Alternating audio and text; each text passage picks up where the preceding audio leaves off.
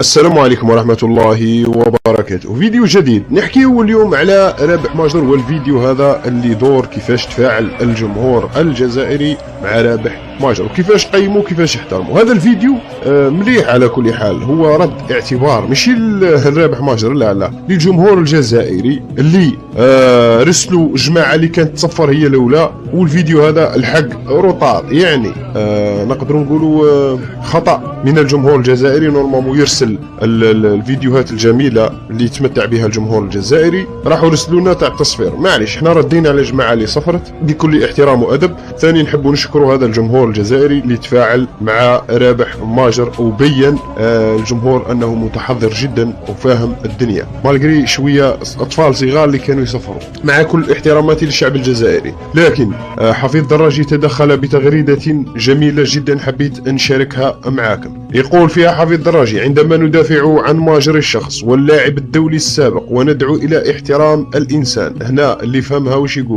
يقول أنه رابح ماجر الشخص، لا نخلط بين الشخص وبين مشاكله مع العدالة. مثلا قضية عصابلات ولا قضية تاع تمويل الجريدة اللي حكاو عليها اللي فيها ملايير، هذيك مشكلة تاع رابح ماجر، لكن رابح ماجر الشخص تولي مشكلة واحدة أخرى. وندعو إلى احترام الإنسان، فلا يجب أن نهاجم الجمهور الذي صفر عليه في مدرجات الملعب، لأنه صفر معبرا عن غضبه على ماجر المدرب الذي فشل. أنا راني مع حفيظ دراجي في هذا الشيء، نقول لك علاش. لأنه مثلا ماجر استفز الجمهور الجزائري معاكم، مدرب فشل في قيادة المنتخب الجزائري معاكم، لكنه كإنسان عادي. لكن حفيظ دراجي يقول: والمحلل الذي أغضبت تحاليله جماهير عريضة. احنا على بالنا باللي استفز الجمهور الجزائري قداش من خطرة، خرج يصابوطي، على بالنا بها، هذه كامل على بالنا بها خوتي. لكن الحقيقة تقال أنه شخص يبقى شخص، وهذه البطولة تمثل وجه الجزائر ولا تمثل رابح ماجر، وربما على بعض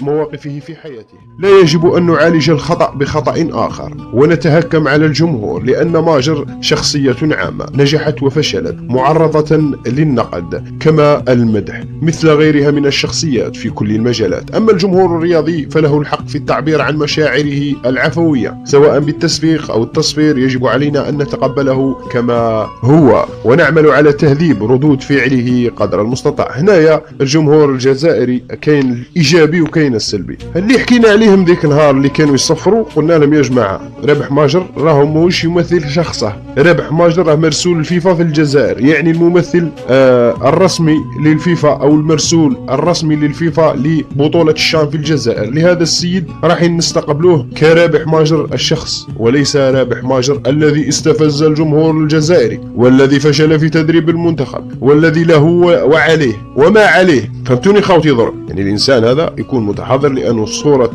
الجزائر ممثلة حاليا في الجمهور الجزائري، لأنه أي صورة إيجابية يمدها الجمهور الجزائري راهي صورة إيجابية للجزائر، وصورة سلبية راهي صورة سلبية للجزائر، لأنه هذا الشان مقام في الجزائر وليس مقام فوق ظهر رابح ماجر. نتمنى فهمتوني في هذا الفيديو خوتي، نتمنى ما طولتش عليكم، وشكرا لكل الجماهير الجزائرية التي أمتعتنا في هذا الشان. بارك الله فيكم جميعا. سلام.